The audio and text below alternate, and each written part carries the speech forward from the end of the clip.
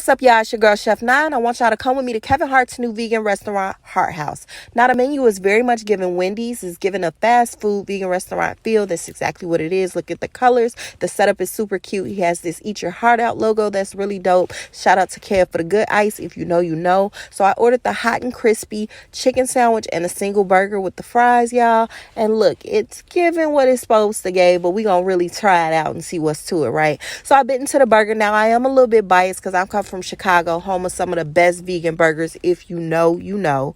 So the single burger patty was like meh. You know, it was a little meh for me, but that's all right though. Dip it in some of that ranch and it's definitely gonna take it up a notch because that ranch was ranching. Okay, now the fries, y'all. I'm gonna get them grace because this is a fairly new restaurant, but my fries were, subpar, a little bit old. I really should have took them back. If I had not been in the rush, I would have, because they were not fresh. But the chicken sandwich, though, the chicken sandwich definitely took the experience up a notch because it was busting. Like, I was a little, had to check the taste, check the texture for a second. But baby, when I really got into it and then dipped it in some of that spicy buffalo sauce, yes, Kevin,